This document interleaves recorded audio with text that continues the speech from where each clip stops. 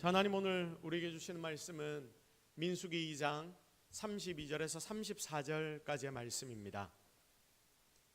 자, 민수기 2장 32절에서 34절까지의 말씀입니다.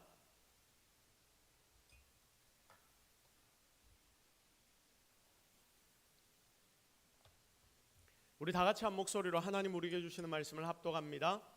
이상은 이스라엘 자손이 그들의 조상의 기운을 따라 계수된 자의 총계는 60만 3,550명이며 레위인은 이스라엘 자손과 함께 계수되지 아니하였으니 여호와께서 모세에게 명령하심과 같았느니라.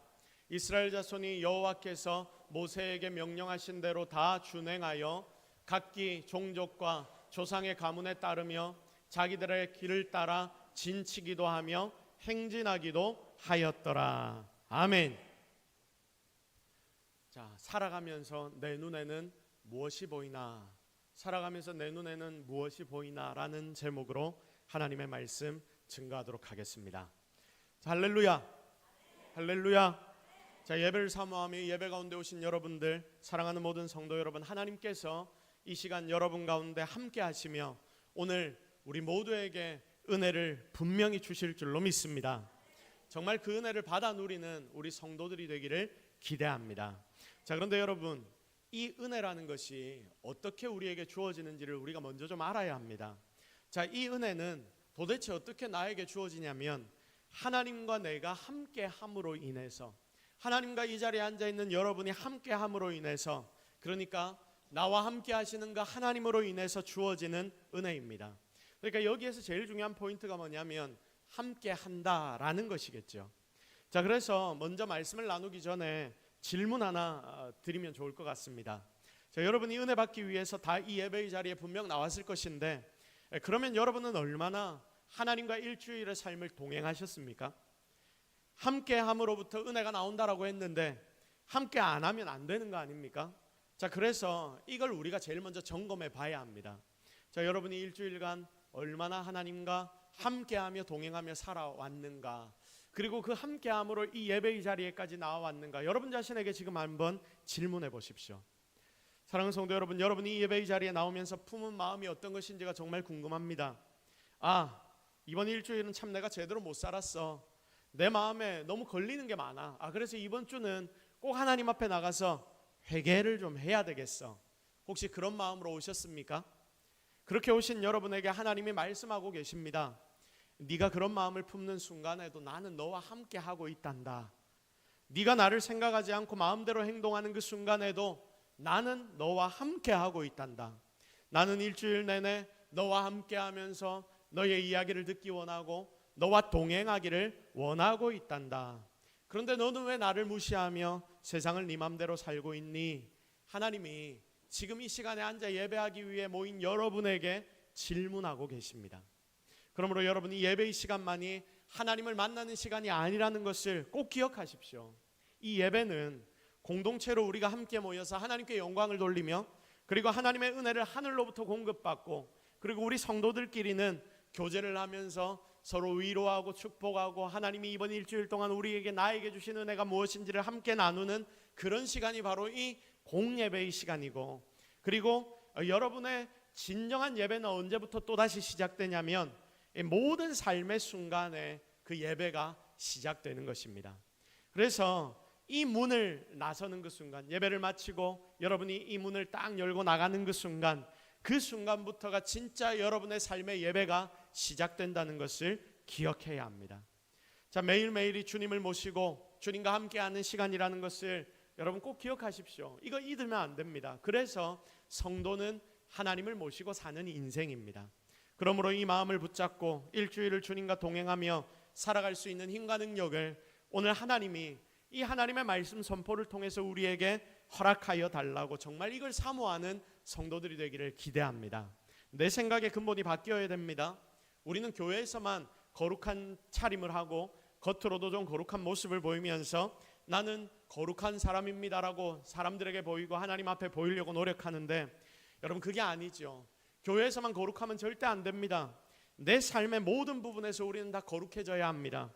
그래서 진짜 여러분 삶에 하나님이 함께 하신다는 것을 보여주는 정말 살아 움직이는 교회 그 자체로 세상을 멋지게 살아내는 저와 여러분 우리 동서교회 모든 성도들이 되기를 주님의 이름으로 축복합니다. 자, 그래서 오늘은 민수기의 말씀을 좀 살펴보려고 합니다. 민수기서는 모세의 오경 중에 한 성경입니다. 그런데 여러분 이 민수기의 내용을 조금 설명을 해드리면 이제 출애굽을 했죠. 이스라엘 백성들이 출애굽을 하고 광야 행진을 곧 시작하는 이스라엘 백성들의 모습을 기록해 놓은 성경입니다. 방금 그러니까 제가 서두에 나누었던 것처럼 하나님의 백성이 삶 속에서 하나님과 어떻게 동행해야 하는지를 보여주는 내용들이 정말 가득한데, 그래서 여기에는 굉장히 중요한 메시지들이 많이 녹아 들어 있습니다. 자, 우리가 광야와 같은 세상을 살고 있으니까 광야니까 삶을 사는 것이 여러분 어떻습니까? 그렇게 녹록하지만은 않습니다. 자, 그래서 세상을 사는 것이 참 어렵구나라는 생각이 들 때가 여러분 있지 않습니까?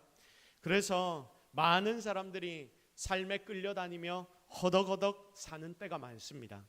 그런데 반대로 어떤 이들은 정말 기쁨으로 멋지게 이 땅을 살면서 주변의 다른 많은 이들에게도 좋은 영향력을 미치며 사는 사람들도 있더라 하는 겁니다. 이 말씀에, 오늘의 본문의 말씀에 그렇게 사는 비결이 기록되어 있습니다.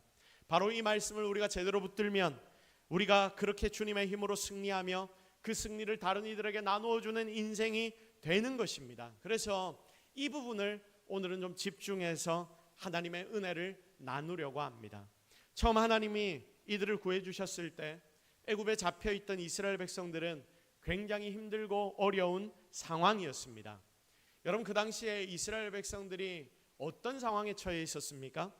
애굽에 잡혀있던 이스라엘 백성들은 매일매일 고난을 당했습니다. 어려움을 당했습니다. 굉장히 힘들었습니다. 심지어 자기의 아들까지도 빼앗겨 죽임을 당하는 상황이 바로 노예로 끌려갔던 이스라엘 백성들의 상황이었습니다. 그게 너무 고통스러워서 신음하기도 했고 고통 때문에 아무것도 못하는 무기력증에 빠지기도 했습니다. 그러다 보니까 이 이스라엘 백성들이 그 애굽에서의 삶이 너무나 힘들다 보니까 그들이 하나님을 찾고 구해야 하는데 너무 힘드니까 하나님을 찾지도 못하는 상황, 그 정도의 아픔 가운데 이들은 빠져 있었습니다. 그때 하나님은 이들에게 놀라운 하나님의 은혜로 긍휼로 그들이 어떤 간구를 했기 때문이 아니라 하나님이 직접 백성들의 고통스러운 신음을 들으시고 일하기 시작하셨습니다. 바로 그게 뭐냐면 출애굽입니다. 애굽에서 드디어 하나님의 능력으로 벗어나게 된 것이죠. 자, 그러면 성도 여러분, 왜 하나님은 신경 쓰지 않아도 되는 이들을 위해서 직접 일하신 것입니까? 여러분, 솔직히 하나님이 그 애굽에 사로잡혀 있던 이스라엘 백성들을 안 구해 주셔도 되는 거 아닙니까? 이스라엘 백성들이 하나님 앞에 간구조차 하지도 못했는데 왜 하나님은 간구도 하지 않은 그 이스라엘 백성들을 구해 주셨습니까? 기도하지도 않았는데 하나님은 왜 먼저 움직이신 것입니까? 그것은 바로 하나님이 그들의 조상인 아브라함과 맺은 언약 때문이었습니다. 하나님의 언약, 약속 때문에 하나님은 일하셨습니다. 물론 하나님이 아브라함과 첫 언약을 맺은 이유도 너무나 사랑하셔서 그들을 도우시고 그들을 이렇게 구해주시기 위해 이미 언약을 맺으신 겁니다. 정말 이 언약을 근거로 하나님은 이 백성들을 구해주셨습니다. 자, 그러면 여러분에게 질문 하나 들어갑니다. 출애굽의 역사에서 그 속에서 이스라엘 백성들이 노력했던 것들, 그들의 노력이나 능력이 있었습니까? 없었습니까? 이스라엘 백성들이 그들의 어떤 힘과 노력이 있었습니까? 없었습니까? 없었습니다. 하나도 없었던 거예요. 모든 것이 무엇이냐? 다 하나님의 일하심, 강권적인 능력이었다라는 겁니다. 물론 광야를 걷는 것 그 자체가 뭐냐면 걷는 것 자체가 힘들 수 있지요. 하지만 그런 일들은 누구나 다 하는 일들입니다. 그런데 그렇게 그들을 이끌어 주신 것은 하나님의 능력 말고는 아무것도 없었다 그 말입니다. 출애굽 시작부터 시작하여 시내산의 율법을 받을 때까지도 그러했습니다. 그러니까 이스라엘 백성들의 지금까지의 모든 여정은 하나도 자기들의 힘과 능력이 아니었다는 말씀입니다. 오직 하나님이 이끌어 주신 대로 그들은 따라갔고 주신 능력으로 승리했으며, 그래서 이 백성들이 할 수 있는 일은 내게 은혜 주시는 하나님의 능력을 자신들의 눈으로 보면서 하나님을 감사하고 하나님께 찬양하는 것밖에 없었다, 그 말입니다. 사랑하는 성도 여러분, 우리가 성도인데, 성도로서 인생을 우리가 사는데, 우리도 처음부터 끝까지 당시 이스라엘이 가졌던 이런 마음을 가지며 세상을 살아야 하는 것 아닙니까? 우리는 내가 아둥바둥해서 사는 인생들이 절대 아니어야 합니다. 내가 지금 수고하고 애쓴다고 해서 그게 전부 여러분의 힘입니까? 아니지요. 하나님이 여러분에게 그런 힘을 주셨고, 하나님이 여러분에게 그런 배경을 주셨으며, 여러분이 그렇게 일하고 살아갈 수 있도록 하나님이 이 모든 것들을 허락해 주셨습니다. 그래서 오직 은혜, 오직 하나님의 은혜로만 사는 자들이 성도라는 것입니다. 여러분 이거 믿습니까? 정말 여러분 이거 믿으면서 살고 있습니까? 우리가 이걸 믿어야 합니다. 나의 매일의 삶을 사는 것, 내가 먹고 사는 문제도 마찬가지고, 우리가 교회 생활을 하고 신앙생활을 하는 것도 마찬가지고, 나의 주변에 있는 사람들과의 관계도 마찬가지입니다. 전부가 다 하나님의 은혜밖에 없다는 것을 여러분은 기억해야 합니다. 내가 하는 게 아니다, 그 말입니다. 그런데 우리가 그걸 너무나 잘 잊어버립니다. 교회 생활, 신앙생활 좀 하다 보니까 나도 모르게 나의 힘이 들어갑니다. 세상을 살 때도 마찬가지죠. 나의 힘, 나의 능력이 너무나 들어가다 보니까 거기에서 번아웃이 올 때가 있지 않습니까? 그리고 신앙생활을 하는 것도 마찬가지입니다. 내가 이제는 교회 와서 교회 생리를 좀 알게 되고, 섬기는 것도 이제 좀 있고, 내가 교회에서 하는 일도 좀 되는 것 같고, 그러니까 이 정도면 내가 칭찬받을 거리가 조금 있어. 여러분 이런 생각이 드는 것 같습니다. 내가 다른 목사보다, 내가 다른 장로보다, 내가 다른 권사 집사보다, 내가 다른 성도보다 그래도 이 부분은 잘하는 것 같으니까 이 정도는 좀 누군가가 알아줘야지, 하나님이 알아줘야지, 이 정도는 대우해 줘야지, 이렇게 행동해도 되겠지, 내가 공로가 좀 있다라는 생각이 내 속에 들어오기 시작합니다. 그런데 여러분, 하나님이 우리에게 항상 말씀하시는 게 뭐냐면, 너 공로 없어, 너 그것 가지고 이야기하기 시작하면 큰일 나. 하나님 우리에게 항상 이 말씀을 하시는 거예요. 그러니까 무엇이 문제냐면, 이런 거에 조금 있기 시작하면 그거 가지고 이제는 내가 다른 이들을 판단하기 시작하고 정죄하기 시작하고, 하나님 앞에서는 모두가 다 똑같이 죽을 죄인들인데 이런 착각들이 지금 우리 속에 너무나 많다, 너무나 많아지고 있다, 그거 아닙니까? 여러분 이걸 잘 돌아봐야 합니다. 그래서 진짜 제대로 된 신앙을 우리는 발견하고, 내가 그런 신앙을 하나님 안에서 바로 세워야 합니다. 오늘 나누는 말씀의 핵심이 바로 이 부분입니다. 지금 광야를 출발하는 이스라엘 여전합니다. 여전히 하나님의 도우심밖에 그들에게는 없습니다. 자기의 힘과 능력은 아무것도 없습니다. 그런데도 그들은 나의 힘과 나의 능력으로 내가 이 길을 가고 있다고 생각합니다. 여러분 실제로는 그들이 길을 가는 것, 그들이 길을 가는 방향, 그리고 그들을 이끌어 주시는 것, 그들이 먹고 자는 모든 것, 이 모든 것을 계획하는 것에서부터 하나도 자기들의 계획과 지략은 없습니다. 민수기서 말씀을 처음부터 여러분 한번 쭉 보십시오. 보면 전부가 다 하나님의 명령이고, 하나님의 인도고, 하나님의 지시고, 하나님의 도우심의 능력밖에 기록되어 있지 않습니다. 광야 행진을 출발하는데, 그래서 하나님이 이들에게 굉장히 자세히 모든 것들을 가르치십니다. 1장, 민수기 1장부터 쭉 보면 민수기 1장에는 인구조사를 하나님이 시키시는데, 그 인구조사부터 시작해서 그 중에 레위 자손을 특별하게 따로 구별해서 하나님께 이들은 바쳐진 자들이야 라고 하나님이 직접 말씀해 주셨고, 그리고 또 광야를 가려면 이게 한두 명이 아니니까 길을 가는 순서도 굉장히 중요하지 않습니까? 자칫 잘못하면 그들이 가는 삶의 모든 것이 혼란 그 자체가 되어버릴 것입니다. 그래서 군대는 특별한 모양으로 나뉘어 행진을 하게 되는데, 왜냐하면 이게 다 섞여버리면 전쟁도 치르지 못하고 행진조차도 못하기 때문입니다. 그래서 군대가 가는데 여러 가지 모양을 가지고 딱 그 행진을 하는데, 그 행진하는 모양을 진이라고 합니다. 자, 지금 하나님이 이스라엘 백성들을 광야길을 걸을 때 어떻게 만드시냐면 이렇게 진을 치도록 만드십니다. 그러니까 이스라엘 백성들 전체를 군대 편제로 만드신다, 그 말입니다. 그래서 움직일 때 효율적으로 잘 움직이도록 진을 딱 배치하시는데, 이것도 하나님의 명령을 따릅니다. 자, 오늘 본문의 말씀이 바로 이 부분입니다. 광야길을 이들이 걸을 때에, 그리고 이때는 아직 40년의 광야 생활이 예정되지 않은 때입니다. 왜냐하면 아직 12정탐꾼 사건이 일어나지 않았을 때거든요.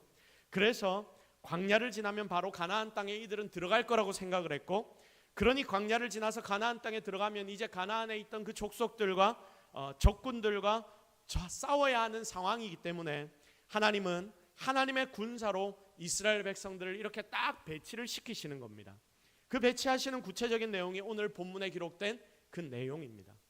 오늘 우리는 하나님이 그 백성들을 군대로 군사로 배치시킬 때 그 속에서 하나님이 중요하게 여기신 한 두 가지 정도의 포인트를 바라보게 될 것입니다. 함께 말씀을 통해서 진짜 여러분의 삶의 기준도, 여러분의 삶의 가장 중요한 삶의 기준이 무엇인지를 다시 한번 고민해보고 어떤 것으로 삼아야 할지를 다시금 묵상하고 여러분의 삶이 이 말씀을 통하여 바뀌어지는 은혜가 있기를 주님의 이름으로 축복합니다. 자, 먼저 제일 중요한 포인트가 이것인데, 모든 지파의 중심에 무엇이 있었다? 그럼 무엇이 있다고 기록이 되어 있습니까? 성막이 있었다. 성막이 있었다. 여러분, 이게 제일 중요한 포인트입니다. 여기에 바로 우리는 집중해야 합니다. 그래서 우리 다 같이 한번 고백해 봅시다. 모든 지파의 중심, 진의 중심에는 성막이 있다. 시작. 자, 그러니까 모든 거에서 딱 중심을 바라보면 뭐가 있다고요? 성막이 있다, 그 말입니다. 하나님 명령하신 진의 위치, 하나님은 굉장히 세세하게 이 진의 위치를 말씀해 주셨는데, 하나님 명령하신 그 진의 위치를 볼 때 그 중심이 제일 중요한데, 그 중심에는 바로 하나님이 임재하시는 성막이 있었다, 그 말입니다. 여러분, 우리 17절 말씀을 같이 한번 읽어보도록 하겠습니다. 시작. 그 다음에 회막이 레위인의 진영과 함께 모든 진영의 중심에 있어 행진하되, 그들이 진친 순서대로 각 사람은 자기의 위치에서 자기들의 길을 따라 앞으로 행진할지니라. 아멘. 자, 오늘 우리가 다 읽지는 않았지만 1절부터 시작해서 34절까지 전체가 각 지파별로 진의 위치를 하나님이 명령하는 부분입니다. 어떤 지파는 여기 세우고 어떤 지파는 저기 세우고, 그리고 진의 중심에는 17절처럼 성막을 세우고, 누구는 여기에 서고 누구는 저기에 서고, 이 내용이 1절부터 34절까지의 말씀입니다. 그런데 실제로 가장 중요한 포인트가 어디냐면 17절 말씀. 그러니까 성막이 모든 백성들 가운데 있어야 한다라는 이 부분입니다. 자, 이제부터 이스라엘 백성들이 광야를 행진합니다. 그러니까 행진 자체가 그들에게는 살아가는 삶의 현실이 되는 거예요. 40년 이상 그곳을 걸으면서 행진하면서 살지 않습니까?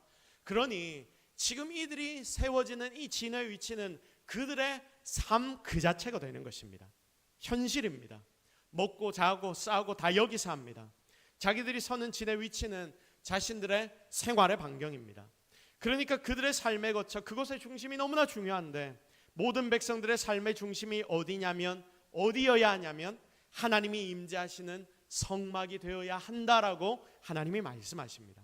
그래서 진의 배치를 보면 성막이 중심에 딱 있고, 그리고 그 둘레로 다른 지파들이 진을 치고 이렇게 행진을 시작하는 것입니다. 이미지를 한번 보십시오.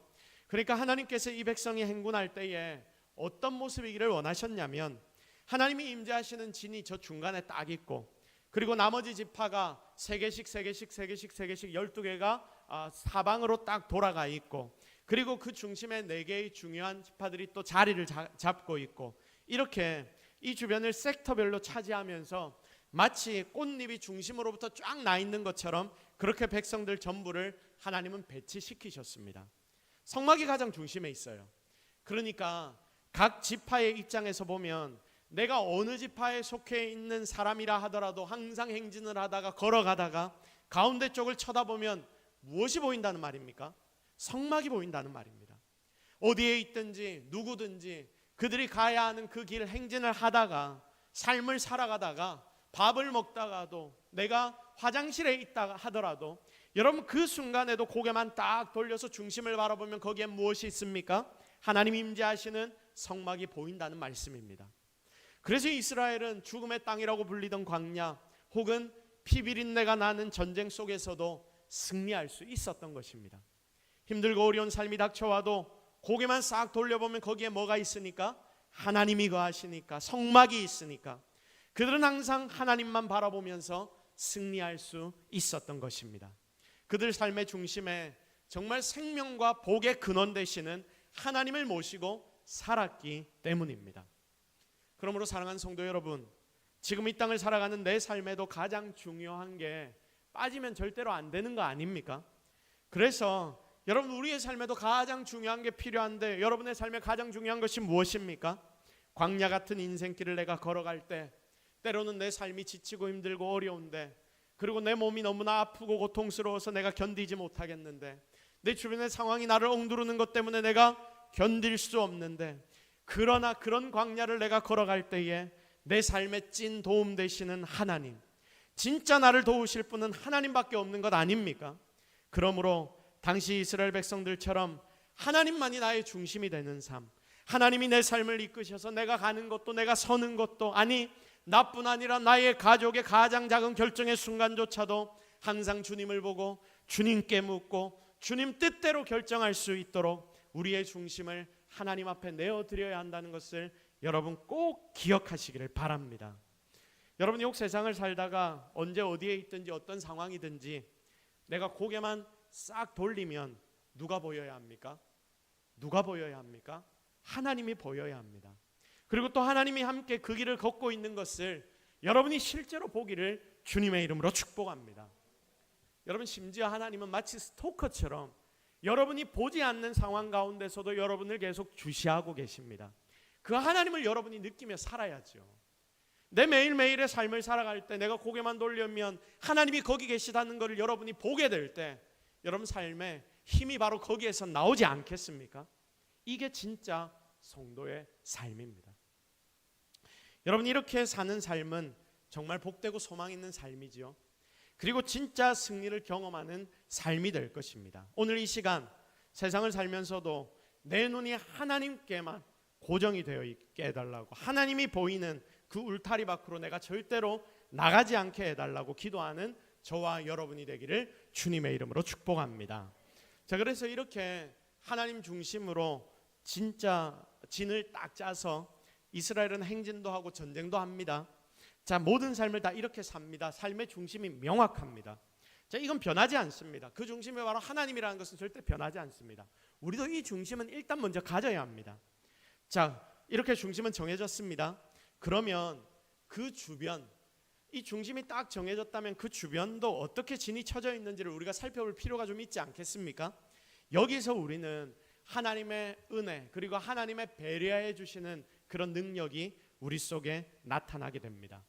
자, 하나님은 동서남북 네 방향의 진영을 정하시면서 이 진영을 정하시는데 그냥 하나님께서 뭐 진을 니들이 제비를 뽑아서 알아서 3명 이렇게 해라 이렇게 말씀하지 않으셨습니다. 하나님이 하나 일일이 그들을 직접 배치시켜 주셨는데 각각 야곱의 아내들과 첩들의 후손, 그러면서 그 지파들의 모든 상황을 고려하셔서 하나님이 그 지파의 자리들을 배치를 시켜주셨습니다. 그러니까 첫 번째 아내인 레아의 아들 유다, 이사갈, 스불론을 중심으로 동쪽의 진영을 하나님이 딱 짜주시고, 야곱이 진짜 사랑했던 아내 라헬의 아들인 요셉은 결국 두 개의 지파로 나뉘지 않습니까? 에브라임과 므낫세 두 개의 지파로 나뉘는데 거기다가 베냐민까지 합쳐서 서쪽 진영에 위치를 시키십니다. 또 레아와 그의 몸종 실바의 후손들을 축으로 해서 남쪽에 진을 세우게 하고, 라헬의 몸종인 비라의 후손 그리고 남은 실바의 후손을 중심으로 북쪽의 진영을 배분합니다. 자, 그러니까 이 야곱의 12아들들을 통하여서 하나님께서 이스라엘 12지파를 만드신 것 아닙니까? 그러니까 그때 그 형제들을 고려하셔서 하나님이 이렇게 12지파의 자리까지도 하나하나 세세하게 배분해 주셨습니다. 이걸 보면서 느낀 게 뭐냐? 하나님이 참 세심하게 그 위치와 자리까지도 세워주셨구나 하는 생각을 참 많이 하게 되었습니다. 모든 걸 다 고려하고 배려해 주시는 하나님의 은혜가 바로 이곳에 있더라 하는 말씀입니다. 그러면 성도 여러분, 왜 하나님이 이렇게 이스라엘 전체의 진들을 배치하셨을까요? 하나님이 왜 이렇게 모든 것들 다 고려해서 이스라엘 전체의 진들을 배치해 주셨습니까? 정리해서 하나님이 딱 보기에 좋도록, 나는 이렇게 배치가 되는 게 딱 보기에 좋아, 그래서 하나님이 이렇게 이 백성들의 진을 만드신 것입니까? 아니죠. 분명히 이 짐 배치의 내용에는 중요한 의미가 포함되어 있습니다. 사실 어머니가 갔다는 것은 그들을 하나로 뭉치는 힘이 되게 만드는 능력 아닙니까? 야곱이 사랑하는 아내 라헬에게서 나온 아들 요셉이 막내로서 그렇게 태어났을 때에 그만을 아버지가 사랑해 주니까 나머지 아들들이 심통이 납니다. 그래서 어떤 짓을 저지릅니까? 나머지 세 아내의 아들들은 요셉을 구박하고 결국 팔아버리게 됩니다. 형제인데도 팔아서 이 요셉은 잡혀가게 되는 것이죠. 물론 이제는 자녀의 자녀까지 나오고 한 상황에서 그때 분위기가 많이 달라졌지만 지파들끼리 다른 여러 일들이 여전히 생기고 부딪히고 사라지고 이런 상황들이 여러 가지가 이미 있었을 것입니다. 그래서 지파 간에는 부딪히는 문제들도 있었을 것이고 서로 간에 사이가 안 좋은 지파들도 있었겠죠. 10명이 모이는데도 내랑 마음 안 맞는 사람 다 있지 않습니까? 자, 그런데 군대를 가면 같은 동네 동문이라고 더 챙겨주는 모습도 있을 것이고, 여러분 이런 모습을 보면 사람들은 다 어디를 가나 비슷하다라는 생각을 해봅니다. 그래서 하나님은 이걸 이미 다 아시니까 혹시나 생길 수 있는 이 지파 간의 감정적인 문제들, 그리고 광야길을 가는데, 여러분 광야길을 간다는 것 자체가 얼마나 어려운 일입니까? 사람들 싸움 나는 거 보면 상황이 어려울 때 싸움이 더 많이 나더라고요. 왜냐하면 자기가 힘드니까 남을 배려해 줄 수 있는 이 마음 자체가 사라지기 때문입니다. 그래서 아무것도 아닌데도 상황이 어려우면 민감하게 반응해서 싸움이 일어납니다. 이걸 미리 방지하고 각 지파들이 연합하여 하나 되어서 광야길을 멋지게 전진할 수 있도록 하나님께서 도우시기 위하여 그렇게 배려를 해주신 것이 무엇이냐면 바로 이 짐 배치의 묘용이었습니다. 하나님은 이런 세세한 것까지 하나하나 이스라엘 백성들에게 다 신경을 써주셨던 것입니다.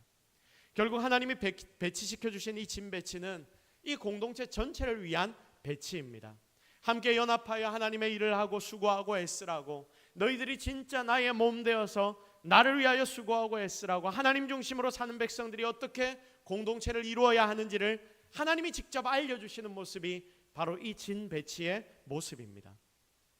신명기 초반을 보면 20세 이상, 그러니까 전투가 가능한 그 군사의 숫자를 세는데, 이 군사의 숫자를 몇 명이라고 기록을 해놨냐면 60만 3,550명이라고 기록이 되어 있습니다. 60만 명이 넘는다고 합니다. 전쟁을 수행할 수 있는 20세 이상의 남자들이 60만 명이 넘는다고 합니다. 여기를 기준으로 해서 아이들 치고 노인들 치고 그리고 여성들까지 여기에 포함을 해버리면, 대충 계산을 해보면 그 당시 이스라엘 백성들이 몇 명이 그 광야를 진행했냐면 200만 명이 넘는 숫자가 그 광야를 지나갔다라는 계산이 됩니다.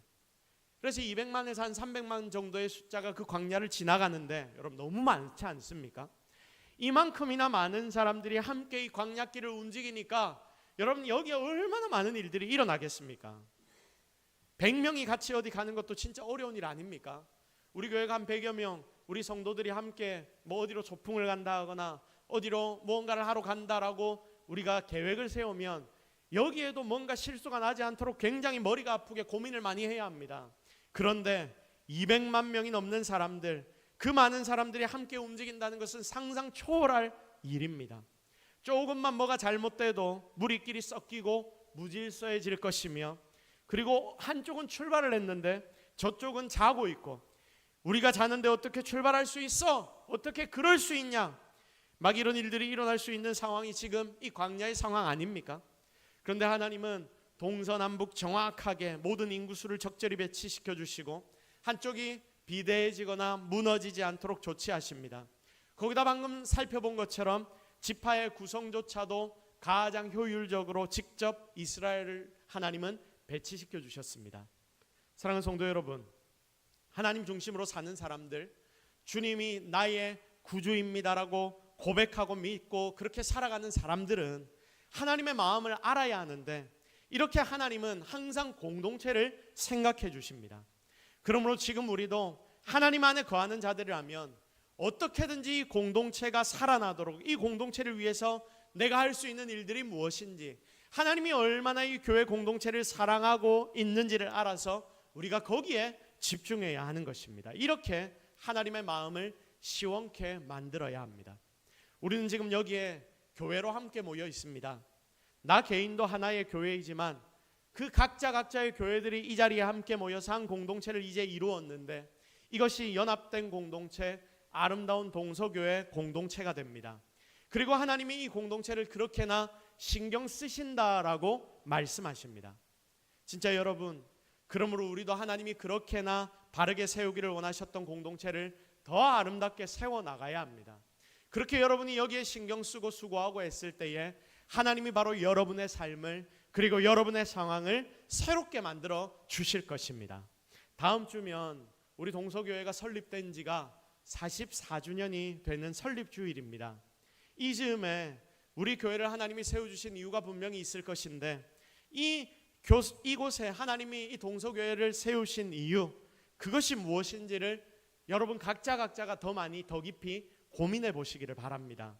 하나님께서는 우리 모두를 이곳에 불러주셔서 여러분 각자의 중심에 성령 하나님을 보내어 주셨습니다. 그렇게 우리는 어디에 있든지 무엇을 하든지 하나님을 바라볼 수 있게 되었고 또 그렇게 하나님만을 바라보는 인생들이 드디어 되었습니다. 자, 그래서 하나님이 여러분을 결국 이 동서교회로 보내어 주셨고 또한 이 동서교회 내 각 목장으로도 하나님이 세워주셨습니다. 하나님이 보내주신 곳은 하나님을 중심으로 살아가는 성도라면 하나님께는 딱 맞는 그 자리에 하나님이 계획하셔서 여러분을 직접 배치시켜 주신 것임을 여러분 잊지 마시기를 바랍니다. 오늘 본문처럼 그렇게 하나님이 선택하여 여러분을 각자의 자리에 각자의 목장에 딱딱 배치시켜 주신 것입니다. 그러니 이곳에서 우리가 함께 하나님의 마음을 깨달아야 하는 것 아닙니까? 제가 목사인데 저는 동서교회가 너무 싫어요. 이것도 마음에 안 들고 저것도 안 되고 누구를 보니 제가 마음이 너무 상해요. 여러분 이러면 뭐가 되겠습니까? 저뿐만이 아니라 여러분 모두가 다 마찬가지 아닙니까? 하나님 중심으로 살아가는 자라면 하나님이 딱 배치시켜 주신 그 자리에서 그곳에 하나님의 뜻이 아니라나 하나님의 음성이 없다면 하나님 세우신 그 자리에서 진짜 최선을 다해야 하겠죠.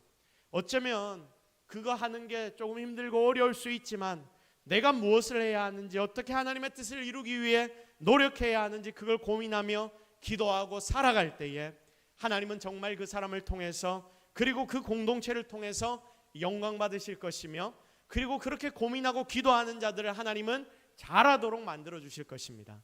오늘 본문의 이스라엘을 향해 하나님이 그것을 요구하십니다. 내가 니들을 그 모든 곳에 배치시켰어. 그곳에서 함께 가나안을 향해 전진해 나가면 돼. 내가 가장 좋은 자리와 위치를 니들에게 허락한 거야. 그러니 항상 중심에 성막을 바라보고 성막을 놔두고 하나님을 모시고 매일의 삶을 니들이 각자의 자리에서 잘 만들어 가면 돼. 하나님은 오늘을 살아가는 여러분들에게도 당시 이스라엘 백성들에게 요구하시는 그것을 요구하고 계십니다. 진짜 하나님이 나에게 말씀하시는 것이 무엇인지를 정확하게 깨닫고 하나님 원하시는 그 자리에서 함께 진을 잘 만들어 가서 멋지게 광야를 지나고 가나안 땅에서의 적과의 전쟁에도 함께 승리할 수 있는 하나님의 정말 멋진 백성들이 되기를 예수 그리스도의 이름으로 축복합니다. 이제 말씀을 정리하도록 하겠습니다. 먼저 여러분이 어디에 있든지 항상 누구를 봐야 된다고 했습니까? 누구를 봐야 된다고 했습니까? 하나님을 봐야 한다. 자, 내 고개를 딱 들면 내가 세상을 살다가 힘들 때 너무나 많지요. 내가 세상에서 일을 하다가도 힘들 때 너무 많지요. 내가 사람들과 관계하다가도 힘들 때 너무 많지요. 그때 막 세상의 그 길을 걷다가 광야길을 걷다가 고개만 딱 들면 내 눈에 누가 보여야 합니까? 하나님이 보여야 합니다. 이게 성도의 삶이라니까요. 그게 하나님을 중심에 놓고 사는 인생입니다. 그렇게 매일 하나님 찾고 하나님을 보고 살아간다면 여러분의 삶은 이전과는 완전히 달라지게 될 줄로 믿습니다. 또 하나님이 여러분을 혼자 안 놔두시고 이 공동체 안에 놔두신 이유가 분명히 있다 그 말입니다. 하나님 짐 배치를 굉장히 철저하게 하셨습니다. 저는 확신하는데 이 자리에 앉아 지금 예배하는 여러분 하나하나 아무도 하나님이 여러분을 실수로 그 자리에 갖다 놓지 않으셨을 겁니다. 하나님이 여러분 하나하나 그 자리에 딱 세워놓으신 이유가 분명히 있습니다. 그래서 하나님 짐 배치 철저하게 하셨던 것을 기억하여서 여러분이 있는 그 자리가 하나님이 나를 딱 맞게 놔둔 자리라는 것을 기억하여 그 자리를 정말 잘 지키고 하나님이 요구하시는 그것을 충성하시기를 바랍니다. 내게 하나님이 뭔가 좀 배우라고 나를 이 자리에 놔두셨을 수도 있고 뭔가 충성하고 더 헌신하라고 여러분을 그 자리에 놔두셨을 수도 있습니다. 그 이유는 여러분이 하나님 앞에 엎드려 기도하면서 잘 발견해 나가면 되는 것이고, 그러므로 하나님만 바라보고 함께 이 자리에서 공동체를 이루어 아름다운 교회를 만들어가며 충성하여 하나님 나라 공동체를 정말 더 아름답게 만들어 나가는 저와 여러분이 될 때 하나님은 여러분과 저를 통하여 영광 받으실 것입니다. 그렇게 귀하게 쓰임받는 우리 모든 동서교회 공동체들이 되기를 주님의 이름으로 축복합니다. 우리 시간 함께 기도하며 나아가겠습니다. 두 가지 오늘 나눴지요. 세상 가운데 여러분이 승리하며 살 수 있는 방법 두 가지. 첫 번째는 여러분이 어디 있든지 고개만 딱 들면 하나님 보이게 만드십시오. 우리의 삶의 제일 큰 문제가 뭐냐면 교회 와서 예배 드리는 것과 내가 매일매일 사는 것과 너무나 다르다는 거예요. 근데 여러분, 이게 다르면 안 됩니다. 성도는 교회에서와 삶에서의 모든 것이 같아야 합니다. 교회에서 여러분 예배 드리는 것처럼 삶을 살면서도 하나님 바라봐야 합니다.